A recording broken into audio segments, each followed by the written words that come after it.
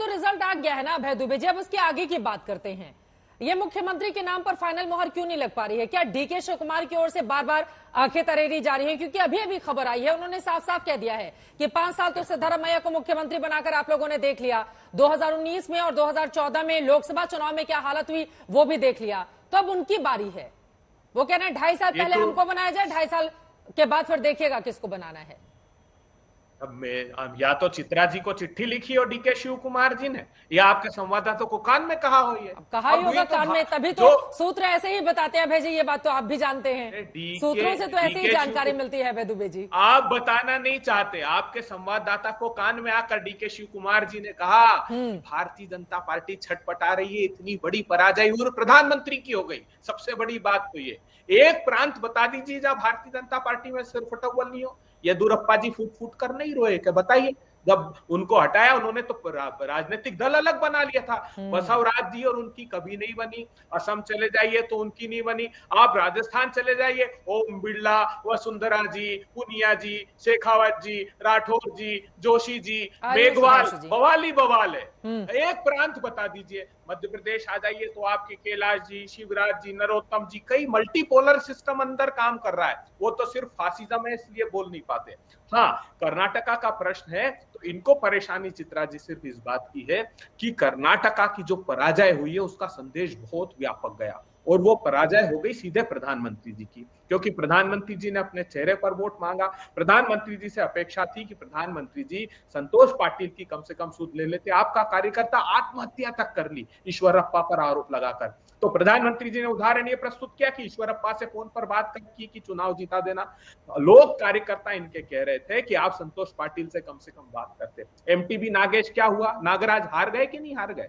जो आकर कह रहे थे कैमरे पे 70, 80 लाख रुपए में पोस्टिंग का ईश्वरप्पा को आप लोग ले तो आते हैं अपनी पार्टी में अभय दुबे जी, जिस ईश्वरप्पा को लेकर आप यहाँ पर उदाहरण देते हुए नहीं थक रहे हैं, उसी को तो आप लेकर भी आते हैं ना, क्या ये गलत है?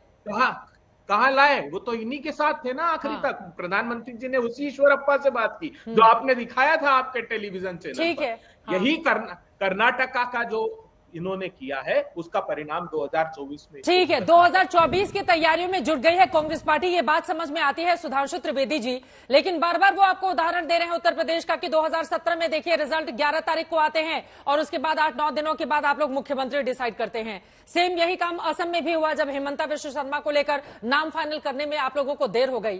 तो अगर कोई लोकतांत्रिक पार्टी है तो उसके भीतर सभी की आवाजें सुनी जाती हैं, इसी वजह से थोड़ी देरी हो रही है मुख्यमंत्री का नाम फाइनल करने में। चित्रा जी, अभी आपसे तो ये कह रहे थे कि आपके कान में आके किसी ने बताया या आपके संवाददाता को कान में किसी ने बताया, और हमारे यहाँ के बारे में तो अभय जी ऐसा बता रहे थे जैसे संजय वाली दिव्य दृष्टि इन्हीं को मिल गई थी, या कोई माइक्रोस्कोप या कोई इलेक्ट्रोमैग्नेटिक वेव के थ्रू आप डायरेक्ट टेलीकास्ट देख रहे थे।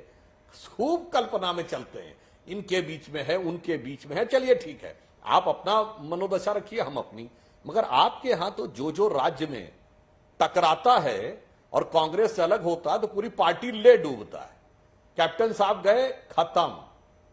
ये बताइए, ममता बनर्जी भी तो कांग्रेस में थी, बाहर छोड़ के गई, खत्म। जगन मोहन रेड्डी भी तो थे, छोड़ के गए, खत्म। शरद पवार जी भी तो कांग्रेस में ही थे, आज भी नाम एनसीपी है, नेशनलिस्ट कांग्रेस पार्टी, छोड़ दिया, खत्म। विजय बहुगुणा जी छोड़ के गए, खत्म। हेमंता विश्व शर्मा छोड़ के गए, खत्म। कोलिको पुल और प्रेमा खांडू अरुणाचल प्रदेश के छोड़ के गए, खत्म।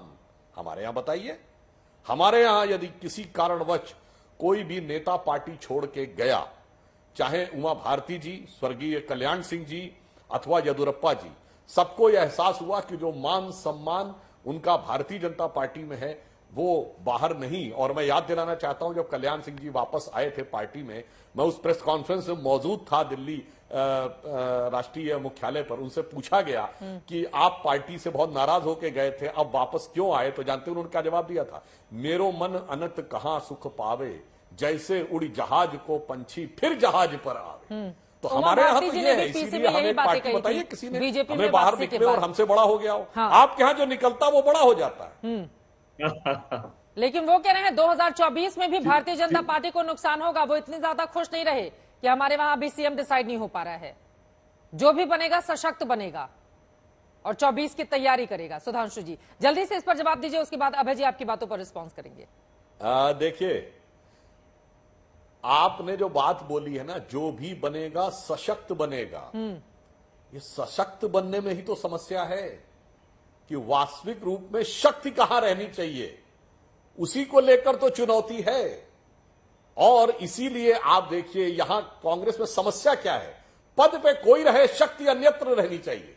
जैसे बचपन में कहानियों में सुनते थे ना कि तोते की जान वो किसी दूसरी जगह समुद्र के पार कोई बैठा रहता है उसके अंदर होती थी, मतलब वो मैं शब्द से न लिया है, राक्षस की जान किसी तोते में होती थी। वैसे ही ये तो जब से सोनिया जी और मनमोहन जी, इनका राहुल जी का दौर आया, मनमोहन सिंह जी थे, शक्ति वहां नहीं रहनी चाहिए।